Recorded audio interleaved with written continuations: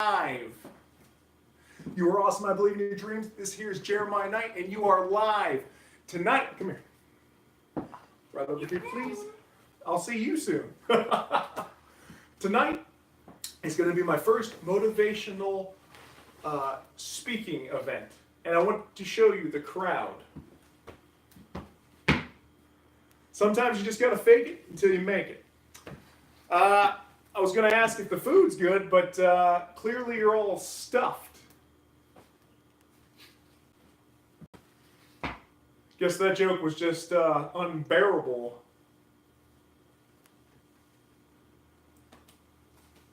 I'm getting nothing from them. So, my name is Jeremiah Knight, and it's very nice to meet you all. I would get to know you all individually, but I think I'll meet all of your ancestors in China. Because, you know, you're all made in China? No? Nothing. I'm not getting anything from these guys. Okay. So, I am the author of Diaries of a Holy Night, The In-Between. It is a Christian fantasy book that takes place over a 3-week span for a group of youth kids in a church questioning God. I am a motivational speaker. My first event right here in front of a live audience. And I'm also a life coach in the way that I tell people how to live their lives regardless of how I live mine. So, that's number one. I actually wrote a little cheat sheet for myself because I might forget who I am. Second, I believe in your dreams. And let me tell you why I believe in your dreams. Because you as a human being are created in the way that I believe, in the image of our God. And I believe that you have something inside of you that is specific for yourself. I keep looking at this because I'm going to hit it. And I believe in that dream. I'm not believing in your nightmares, but I do believe in your dream. You got that, YouTube? I'm dual casting on YouTube over there and Facebook here. Still nothing from the crowd, but guess what? I feel the energy between us. Now, I meet a lot of people. I'm a corrections officer, and I meet a lot of people, and guess what? I have a lot of alone time with those people, so I get to ask them 4 questions. Now, these questions are to gauge where they stand towards their dreams. The first question I want to ask all of you, if you could have any occupation in the world, what would it be? I think we got princess over here, cheerleader, begging for food. I mean, you know, these are all just occupations. But wildest dreams, what occupation would you guys want? Oh, JJ's awake. Second question. If you guys could go anywhere in the world on vacation, I don't know why I have this. If you guys could go anywhere in the world on vacation, where would you go and what would you do there? This one's going to a pond. I don't know. Oh. Here I am. Third question. What are your passions? What drives you? That's huge because me personally, my passions are Jesus, my family, and my willingness to change my life for the better. Those are my passions. That's what drives me. My fourth question to everyone that I meet, that I get done the other 3 questions, is what steps, because I really don't bring this up till the end, what steps are you taking today to get to your dreams tomorrow? And that's when I get to listen and hear and feel the emotional connection of these people. That's when I get to figure out if they have any hope or not. Now, I'm not saying that if you're doing a job, you've been doing it for 20 years, that you don't have any hope. I'm sure you have hope of retiring. But what steps are you taking today to get to those dreams? Are you coming back? Oh, yeah. Okay, my cameraman is coming back. Because I don't want to. Because you're just cutting off on the YouTube one. Oh, I'm cutting off on the YouTube one? Yeah. How do we turn this one back around? Um, Perfect. Okay. Hey, we're back at it. All right. So that's the 4 questions. That helps me gauge where you are hope-wise. And I meet a lot of hopeless people in my current situation. So we're going to go into number 4, which is animal stories. And I've got a bunch of them. First, do you know how an eagle builds its nest? Any eagles? Negative. My daughter doesn't have an eagle toy. Okay. So they build the largest nest out of all the birds. And they build it at the tallest tree they can find or in the side of a cliff. When the mommy bird's about to have a baby bird, she takes thorns, big ones, and sharp twigs, and she puts it right in the middle of the nest. And she covers that with very soft down. Then they have the baby. And when the baby starts getting bigger, it starts pressing down on the thorns, and it doesn't like that. So it starts to move closer to the edge of the nest. Now this signifies to the mom that, hey, that baby bird is getting bigger. So it starts cawing at it and clawing at it. And the baby bird is furious. It doesn't like this. Where has this mom been the entire time? So it goes all the way over to the edge of the nest, and for the first time in its life, it looks over. And it sees a couple things.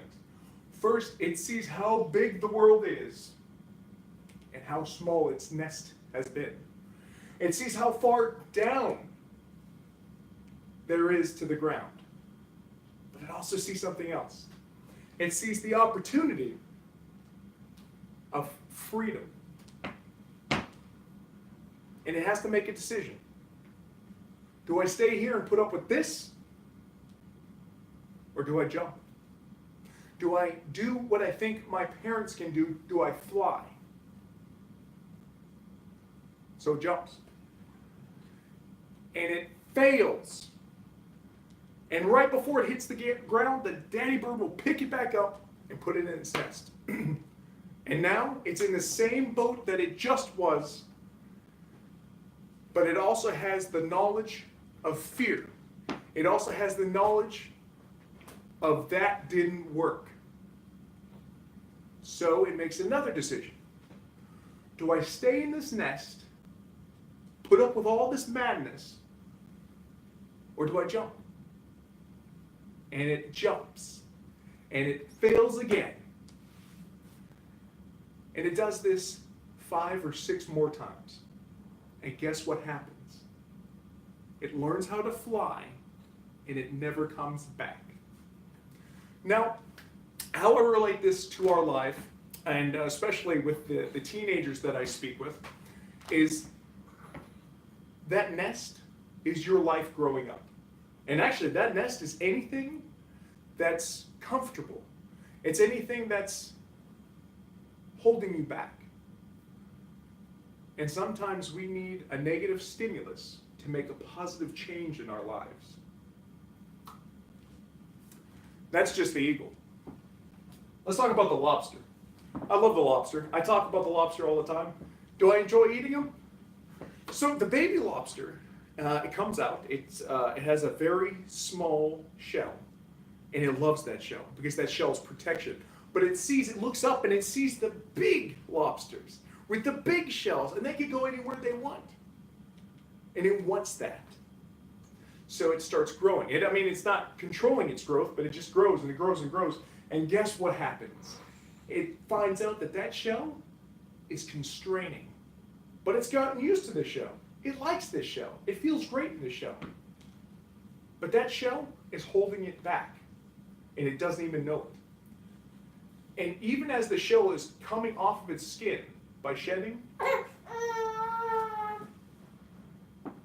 even as that shell is coming off of its skin by shedding, it is holding on to that shell. It doesn't want to give up on that shell. And the shell comes off, and it goes and hides.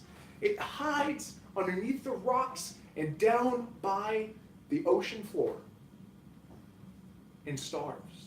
and is in fear every day until that next shell starts growing. And that shell's even bigger. And then it grows into that shell, and it loves that shell. But the same process happens again. That shell that once represented safety, that once represented something new, that once represented freedom, has become constraining, has become tight, has become uncomfortable. And guess what happens again? It sheds that shell.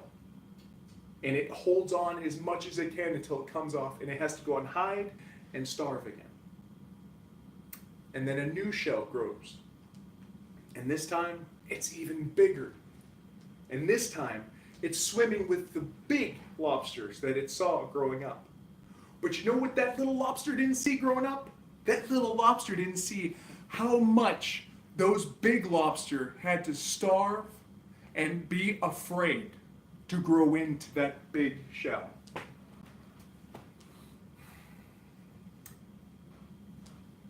And that's life. I mean, I've got a ton of animal stories, but I'm going to speed it up a little bit. I've got Cortez written down. One of my favorite speakers is Andy Andrews. He actually spoke at the Floribama Church today. I didn't get a chance to see it because I promised my kids a whole bunch of things. And I've only got a certain amount of days to get that back to my kids. Any kids? Okay. Nothing from the crowd again. Cortez was a Spaniard during the times of privateers and the Spanish conquering with their colonization, 1600s. And he was lesser nobility, and he wanted to work his way up to upper nobility. And the difference between a death sentence and a life sentence. You've all heard of death sentences. Well, back then, it gave you a life sentence. It extended your life. You had opportunities for more growth, better medicine, more money when you went from lesser to upper nobility. And he heard about a governor retiring in Cuba. So he went out to Cuba, and guess what? That guy wasn't retiring. So he had to find a different opportunity.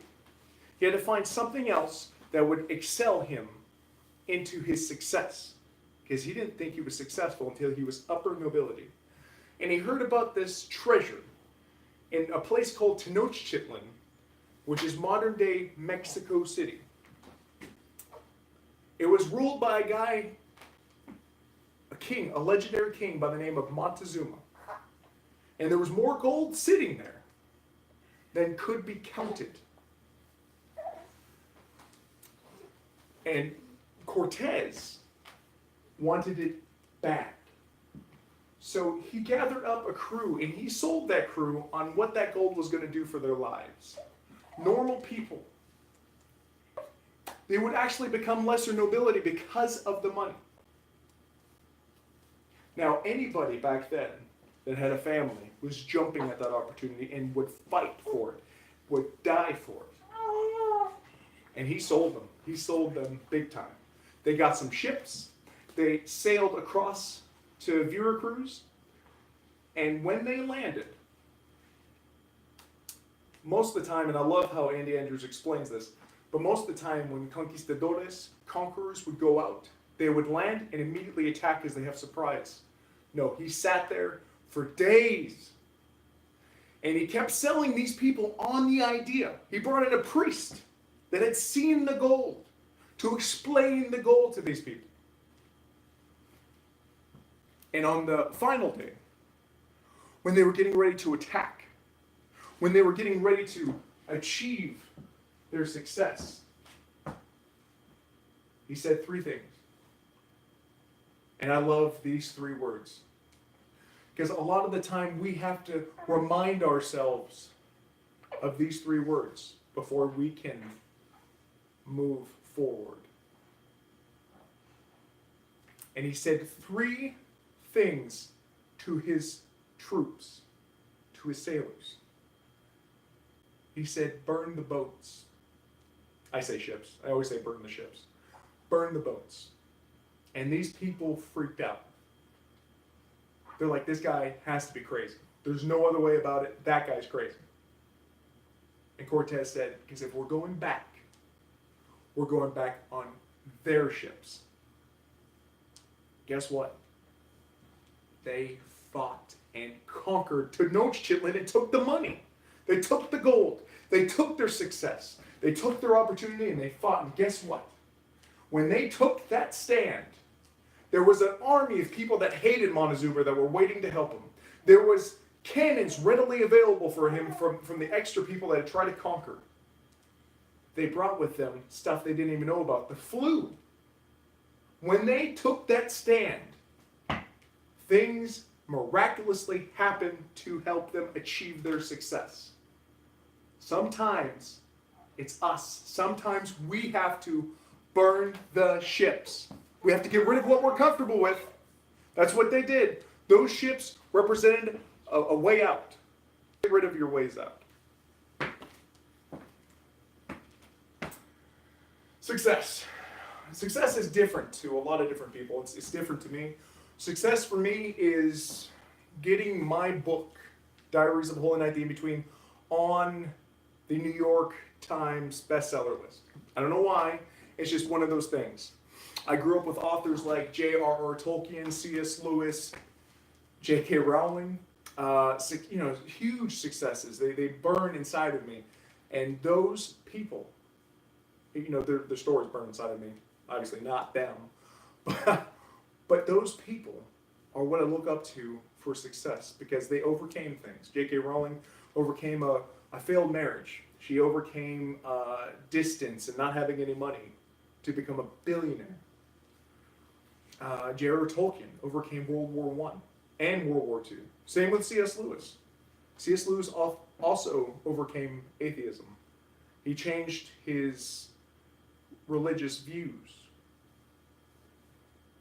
I'm only sweating because it's kind of hot. Now, there was a story of a success guru, and I love the way that's... Sorry, I also just got done eating. I love the way that it's explained. You got that? I appreciate that. And so this guy goes to an event where the success guru is holding. And he gets there, and everyone is in their seats grumbling. The success guru is up there playing on his phone. He's not even doing anything. And the guy comes in a little bit late, and he looks around, and he says, "What's going on?" And the guys that he's talking to are mad that the success guru is just sitting up there not paying him any attention. So he's like, okay. He walks up to the stage, he says, "Hey, can you teach me about success?" The success guru puts down his phone and says, "Meet me out at the beach, the local beach, 5 o'clock in the morning," and walks out. Everybody is mad that they spent all this money to go see him. But that guy shows up in his best suit, in his best shoes, in his best Rolex, or whatever he had at the time. And he goes out to the beach. Well, the success guru is standing there in swim trunks. You see where this is going. And the guy comes up to him and he says, "Hey, can you teach me about success now?"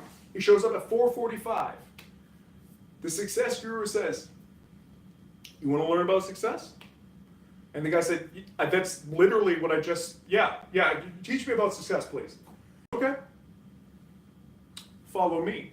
And he goes out. He goes out into the water. And he goes up to the water, it's about waist deep. And the guy's like, "You want me to come out into that water wearing this suit?" He doesn't say it out loud because he doesn't want to disrespect the success guru. And he's like, "Okay, I'll go out into the water, ruin my best shoes, my best slacks." And he does. And he gets out there and he says, "Okay, can you teach me about success now?" The success guru says, "You want to learn about success?" He said, Yes, I mean, that's why I came out here. That's why I came out and ruined my slacks and my shoes. Yes, I want to learn about success." The guy says, the success guru says, "Follow me." And he floats out to where his feet are not touching the floor. He is floating. And the guy says, oh, you gotta be kidding me. I've got my best, it's not even waterproof. This isn't a waterproof, whatever. So he swims out there, everything's wet now, in salt water. And he says, can you please teach me about success? And of course, the success guru says, you want to learn about success? And he says, yes, yeah, I'm doing all this because I want to learn about success. Please teach me about success. And the success guru takes his hand and plunges him underneath the water and holds him there. Second after second, this guy is fighting for his life. First, he's in shock, he's afraid, but he needs to survive. So he's sitting there fighting, and then the success guru lets him up, and he says, you're crazy. You are a crazy man. You're trying to kill me. And he says, no, I just taught you about success. He said, what? What have I learned about this except that you're insane? He says, until you want success as much as you wanted to breathe just now, you'll never have it.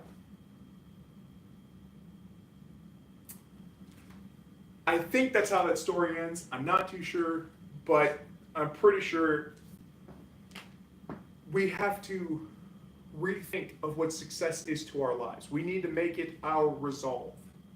And that's going to lead into my final thing that I'm giving on this short expose tonight. But we need to relook at our lives. We need to relook at our dreams. And we need to make a harder stance to get them. Grant Cardone says that we need to 10x our dreams. We need to 10x our resolve. I love Grant Cardone, by the way. Forbes Riley, if you ever see this, you're the best. All right, number 7, Colonel Sanders. Now, everybody should be familiar with KFC. You should also be familiar with Colonel Sanders' story, but if you're not, I'm going to give you a very brief, listen, doing the Donald Trump, all right, a very brief overview of what his life was. The guy failed more than 40 jobs. He failed more than 40 times in his life. You know how much money he had when he was 65 years old? Nothing. He had absolutely nothing. And he was selling his idea of something that he had become good at, which was cooking chicken. And he was trying to sell his idea for a restaurant all over the country out of his car. You know where his first one was? Salt Lake City, Utah. Do you think that's where a person from Kentucky thought they were going to have their first restaurant? No. He probably thought it was going to be in his hometown. He probably thought it was going to be in his home city or his capital city or somewhere in Kentucky. No, it was in Utah. Do you know how much money he had by the time he was 72? $2 million, which today it would be $15 million. And they kept him on as the spokesperson. Now, we have to go through, in our life, we have an adjustment period. First, we have to ask ourselves some heavy questions. We have to ask ourselves, what are we good at? What is inside of us that is different? When I believe in your dreams, it is because I see something that God has put in you that's different than everyone else. There was something different in Colonel Sanders than was in everyone else.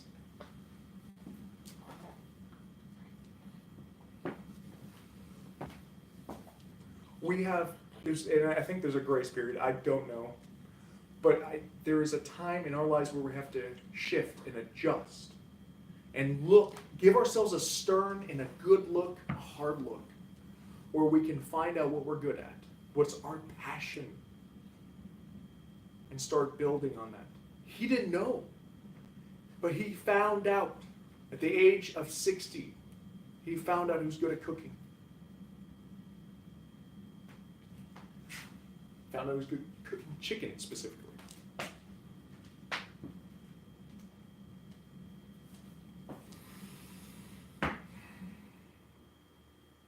So never give up is also another moral of that story. Never give up. You're never too old to make it. At the age of 69, the woman that wrote The Little House on the Prairie finally got it published and it took off. 69 years old. It's one of the best series of all time as far as viewers go. We all have a struggle to go through. We do. And that struggle, most of the time, is in here. And it's in here. Okay? I made, look at this. Pan over here. I made this.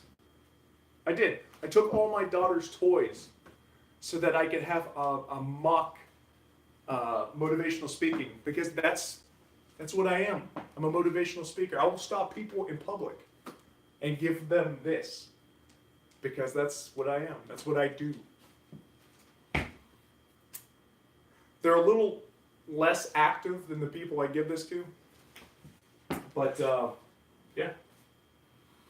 I had a couple questions for you. Number one, would you rather be a T-Rex or a dragon? It's a trick question because they're both keto. That's right. They eat animals, and they look fantastic. I don't know about dragons, but I definitely know about T-Rex. All right.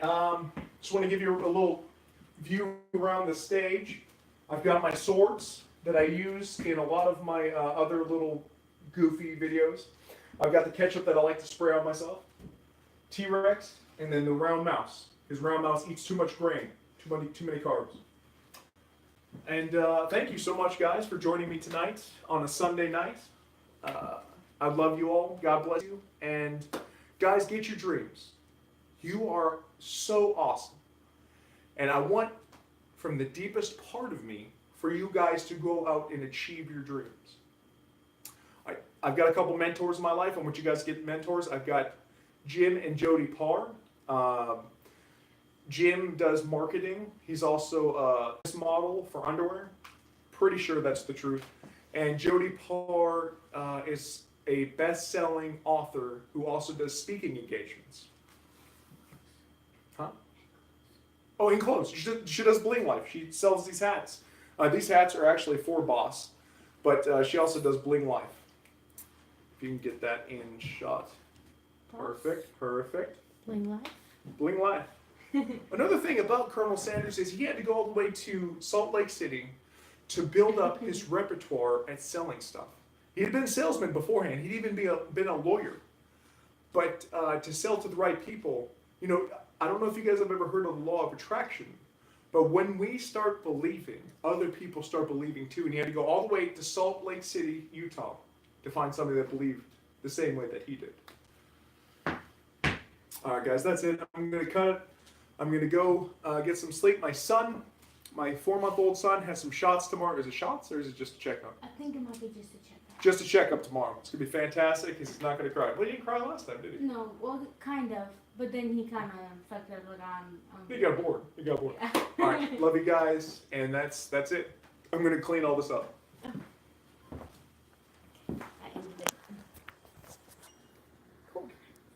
How do we end this? There it is. Yeah. And Did you want it uploaded in HD?